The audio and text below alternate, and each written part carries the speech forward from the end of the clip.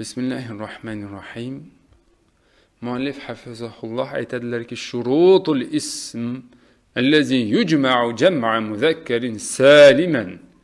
Jam muzakkar salim, biz yuqorida o'tdik. Mu'minuna, muslimuna bilamiz. Jam muzakkar bo'lib jam qilishimiz kerak. Endi hamma ismni shunday jamlab ketaveramizmi? Oxiriga uni yoki ini qo'shib sharti bormi, yo'qmi? Bor albatta. Mana bugungi darsda o'tiladi. La yujma'u hazal jam'a illa al-alam.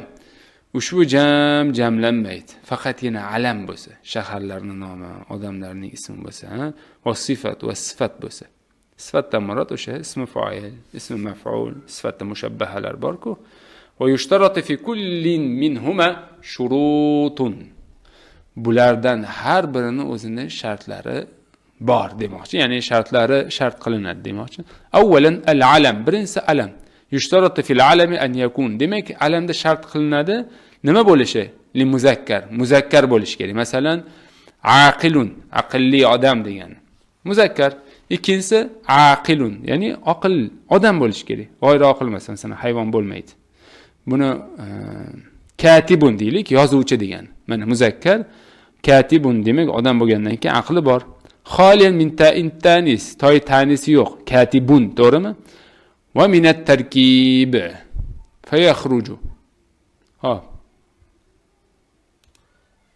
demak minat tarkibi degani ikkita so'zdan, ya'ni bitta so'z, ikkita so'z, ya'ni bitta so'z, ikkita so'z bir-biriga qo'shilib,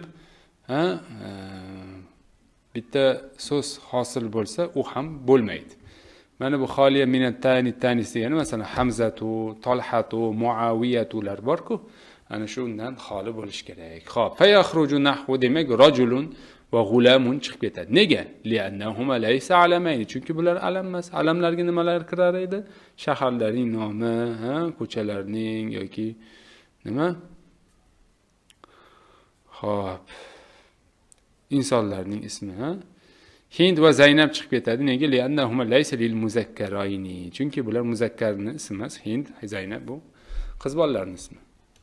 Endi bu yerda alamdan murod o'sha insonning ismlari nazarda tutilyapti. Shuni bilib olaylik. Vashiqun li'annahu laysa li'aqilin. Aqliga emas, chunki vashiqun bir nima ekan? Alamun ala kalb. Kuchun ismi ekan bu.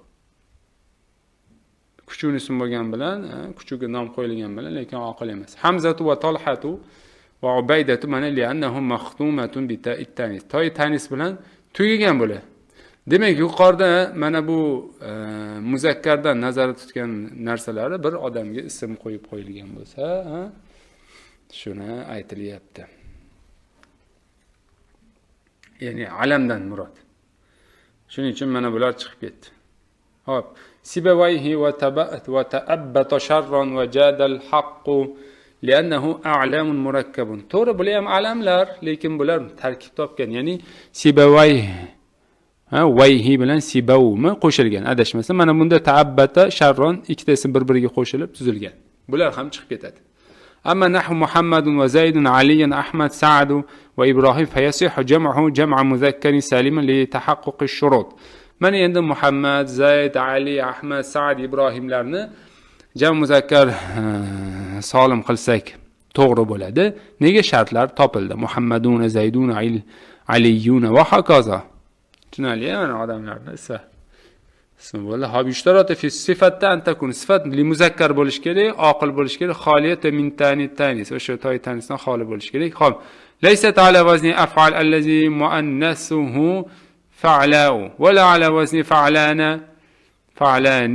fa'lana deylik. Allazi muannasuhu fa'la fayakhruju nahwu ha'idun va murdi'un li'annahu min sifatil muannas. Demak, 3ta shartini bildik. 4-sharti o'zi muzakkari af'alu. Lekin muannasi fa'la'u bo'lish kerak emas. Wala ala wazni fa'lana, ya'ni fa'lana muzakkarda masalan. Lekin muannas fa'la bo'lish kerak emas. Hop, aytsalar kerak. Mana aytadilar. Birinchisi haydun va murdi'un. Muzakkar deyildi. haidun hayz ko'rgan, bu murdiun o'sha emizdiruvchi degani. Bular ayol kishining sifatlari. Sohil va sabiqa li'annahuma li ghayril aqil. Aqlli emas bular. Sohil kishini o'chi degani. Mana ot sifatlaridan ekan. Allamatun va fahamatun mana alloma o'ta fahmli degani. Li'annahuma maxtutatan bit-ta'nis bilan tugagan uchun bular ham jam muzakkar solim qila olmaymiz. Ahmaru akhdaru asfar a'raju ahwalu a'mashu ahwaru anjalu li'annaha ala wazni af'al vaznida allazi muannasu fa'la'u.